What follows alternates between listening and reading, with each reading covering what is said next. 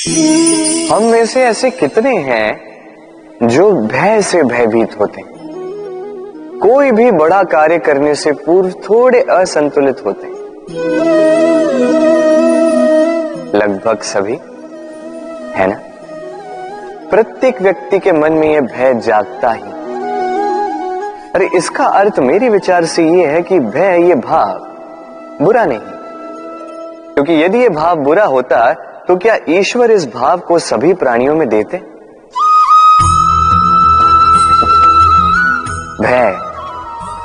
भय ये भाव हमारे लिए अच्छा है, आवश्यक है। स्मरण रखिए, कोई भी कार्य करने से पूर्व यदि मन में भय उत्पन्न हो जाए तो इसका अर्थ ये कि उस कार्य को करने में अनेक संकटों का सामना हमें करना होगा, और इन संकटों का सामना करने के लिए हमें साहसी बनना होगा। बस इतनी सरल सी बात। मन में साहस जगाकर चलिए इस भय की यात्रा, क्योंकि ये भय ही है जो आपको अपने लक्ष्य को पाने की प्रेरणा देगा, आपको शक्ति देगा। तो इस भय से भयभीत मत होइएगा, इस भय को साधी और मेरे साथ प्रेम से कहिए, राधे राधे। मछली जल की रानी कहते हैं इसे, धाराओं के बीच जीने वाली। सहस्त्रों प्रकार की मछलियां होती हैं, किंतु सारी मछलियों में एक समानता अवश्य होती है। जानते हैं वो क्या है? वो ये कि मरी हुई मछली धारा के साथ बह जाती है, वही जीवित मछली उस धारा के विरुद्ध तैर सकने में सक्षम होती है। तो प्रेरणा लीजिए उस मछली से जो कठिनाइयों के विरुद्ध खड़े होने का साहस रखती है, जो धारा के विरुद्ध जाने के निरंतर प्रयास करती रहती है। आप भी सुनिए अपने हृदय की पुकार को, सुनिए अपनी मन की पुकार को, और जीवन रूपी धारा को बाधा नहीं, लक्ष्य बनाकर आगे बढ़िए। राधे राधे। जीवन में जब भी किसी समस्या का हल हम खोज नहीं पाते हैं, तब हम क्या करते हैं? हम जाते हैं ईश्वर के पास, सहायता की प्रार्थना करते हैं, मार्ग पूछते हैं, है ना? किंतु क्या कभी आपने ये सोचा है कि किसी पत्थर को ईश्वर की मूर्ति बनने के लिए भी कितना परिश्रम करना पड़ता है? कितनी बार हथौड़ों की मार सहनी पड़ती है, छेनी के घाव सहने पड़ते हैं, तब जाकर हमारे समक्ष वो भगवान के रूप में प्रकट होता है। तो जीवन में ऐसी छोटी छोटी बातें ईश्वर से मांगने में अपना समय नष्ट ना करें।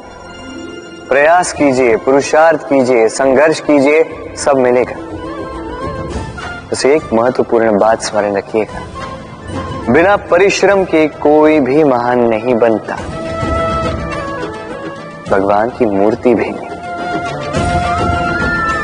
राधे राधे। तितली आकाश में सैर करती है, सुंदर फूलों का रसवादन करती, उन्मुक्त घूमती, किंतु इस पर भी संकट कम नहीं।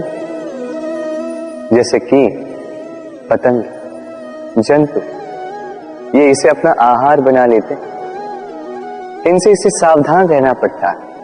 सत्य तो ये है कि तितलियां अधिक सुरक्षित तब होती हैं जब इनके पंख निकले हुए नहीं होते, जब वो अपने खोल में होती है, जब ना किसी की दृष्टि उन पर पड़ती है, ना किसी शत्रु को उसकी घात लगती है, किंतु तब ये बंद होती है, अविचल निश्चल होती है। ये संसार देखने के लिए, ये सुंदर आकाश पाने के लिए उसे अपनी सुरक्षा क्षेत्र से बाहर आना ही पड़ता है।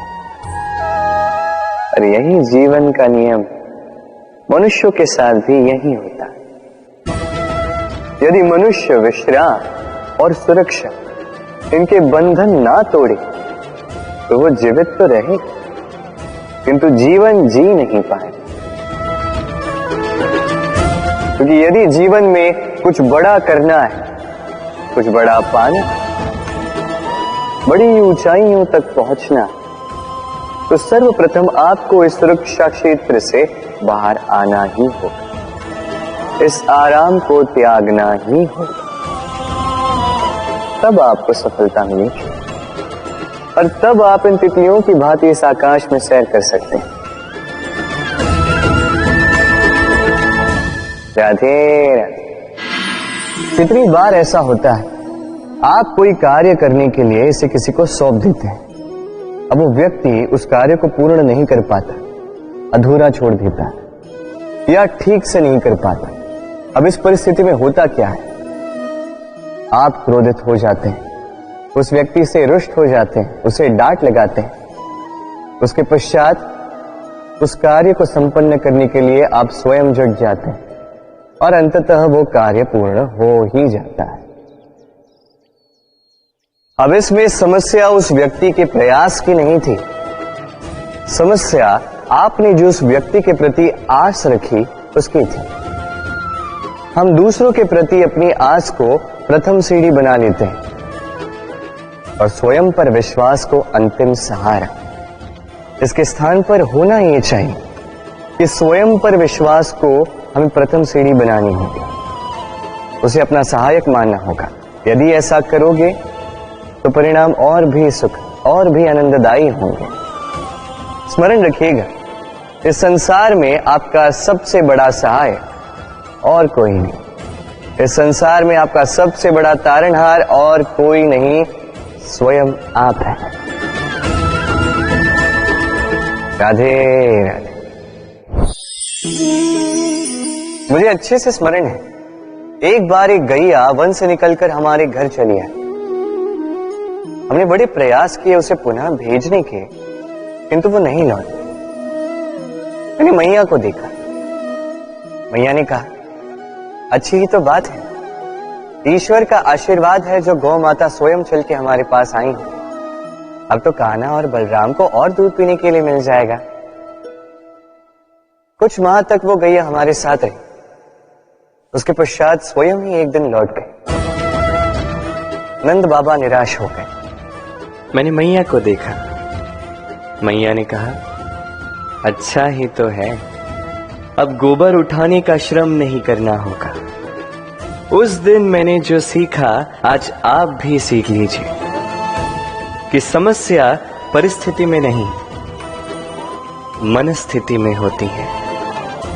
सकारात्मक दृष्टिकोण से हर समस्या को देखिए तो सही, हर समस्या में आपको उसका हल स्वयं मिल जाएगा और कुछ रहेगा तो केवल और केवल आनंद। आइए इसी आनंद के साथ कहिए राधे राधे। कई बार हमारा दृष्टिकोण ऐसा होता है जो हमें वास्तविक सत्य से बहुत दूर ले जाता है। हमें जैसा दिखता है वैसा सदैव होता नहीं। अब देखिए, हम मनुष्य, हमें अच्छा लगता है, हम कहीं जाए हमारा स्वागत किया जाए, हमारी प्रशंसा की जाए, कोई हमें एक मुस्कुराहट दे दे, हमें स्नेह दे दे, हमें अच्छा लगता है। किंतु यदि कोई क्रोध करे, कटाक्ष करे, व्यंग करे, तो हम तुरंत ही उसे अपना शत्रु मान लेते हैं, उस पर क्रोधित हो जाते हैं। एक बात स्मरण रखिए, मुस्कुराहट सबके लिए होती है। आप उन लोगों को भी मुस्कुराहट दे सकते हो जिन्हें आप जानते हो, उन लोगों को भी दे सकते हो जिन्हें आप नहीं जानते, छोटों को दे सकते हो, बड़ों को दे सकते हो, सभी के लिए होती है मुस्कुराहट। किंतु क्रोध उन्हीं पर आता है जिन्हें हम जीवन में कभी खोना नहीं चाहते, जिनसे हम अथाह प्रेम करते हैं, जिनके लिए